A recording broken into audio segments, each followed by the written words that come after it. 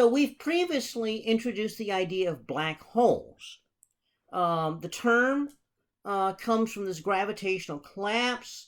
Neutron stars can't be more than 3 solar masses. Anytime though you get enough mass of any sort crammed into small enough volume, and again, we derive the Schwarzschild radius equations in an earlier lecture, and so anytime you push enough mass that it gets pulled inside the Schwarzschild radius, anytime you get pulled inside the Schwarzschild radius, then you get this ultimate gravitational collapse. Everything pushes down to a singularity, and the Schwarzschild radius defines the event horizon.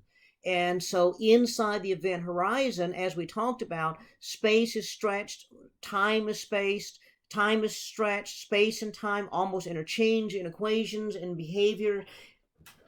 All the weird stuff, non-causality becomes a thing. The laws of physics don't apply properly. But the good news is all these things, if they were to happen somewhere in the universe, you have this wave of non-existence going across the universe, and everything blows apart. The entire universe ceases to function.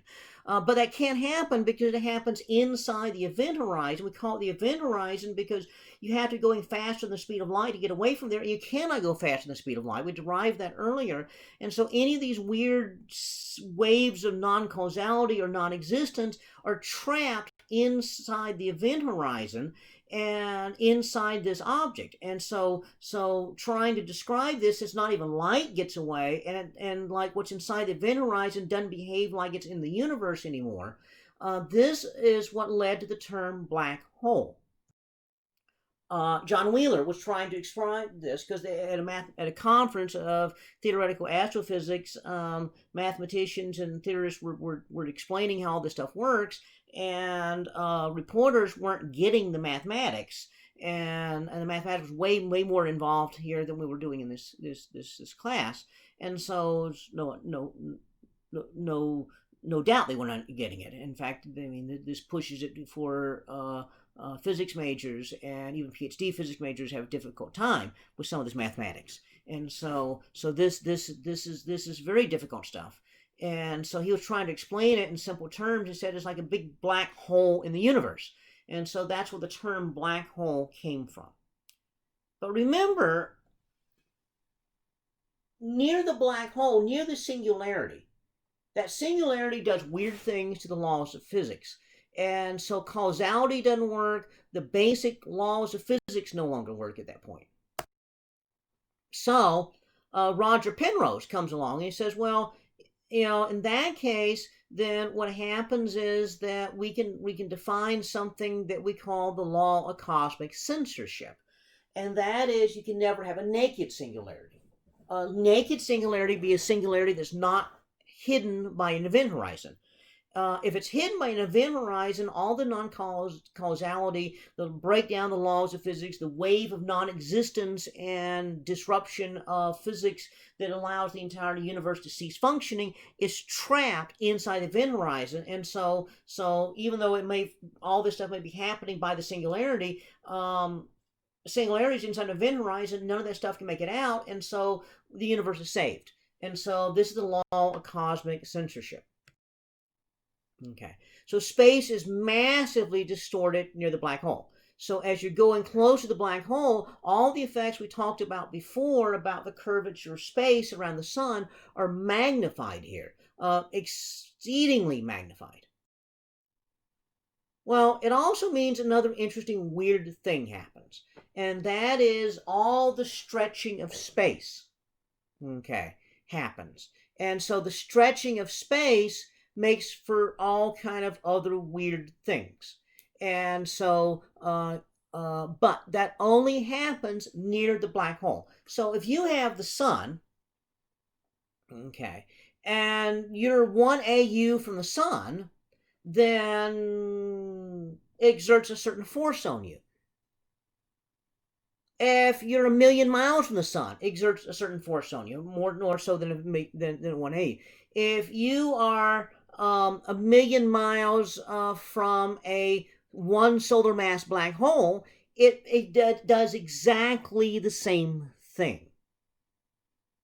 So the black hole doesn't just go around eating the universe. You know, the gravity doesn't become stronger, it becomes more concentrated. Now, if you were like 100 miles from the center of the sun, you'd be inside the sun.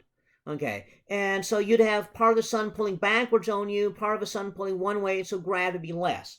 You know, you'd actually experience less gravity there because you have some of the sun above you pulling upwards.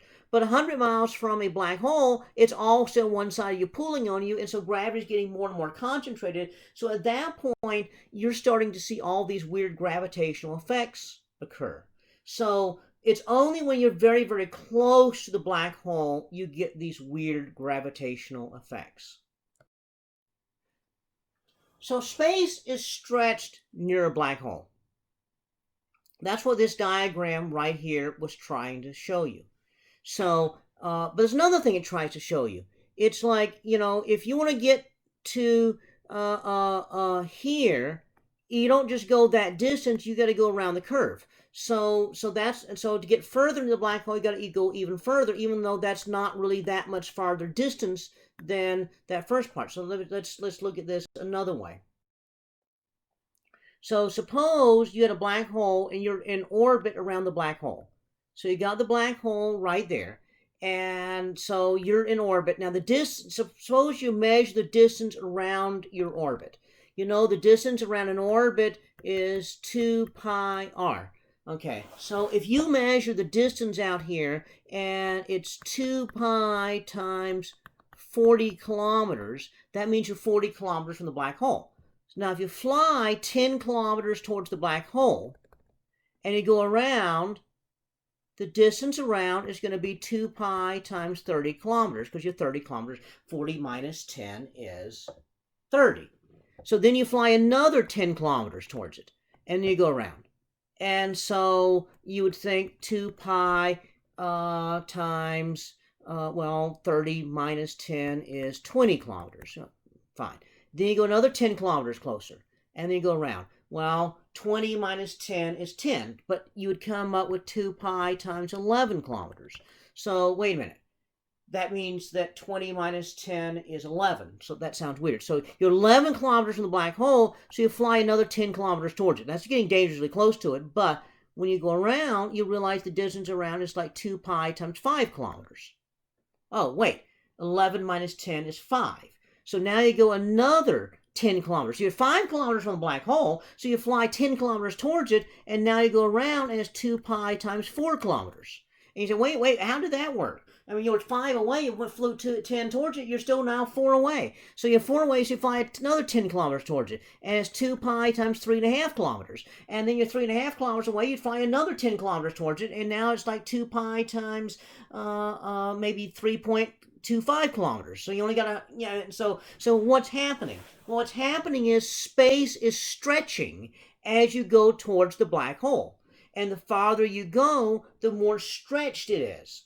And so the more and more you go towards the black hole, the more and more space in the direction the black hole is being stretched. So that means it's an unbelievable distance you have to go to get to the black hole. And that's what that diagram is trying to show you.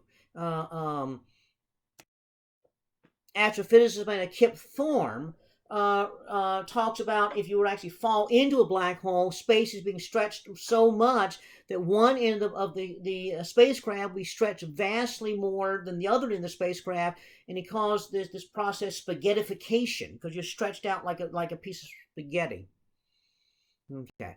And really, you wouldn't just be spaghettified because they get closer and closer and closer. The part closer to the black hole wants to orbit faster, and you'd be ripped apart into just individual atoms going around the black hole.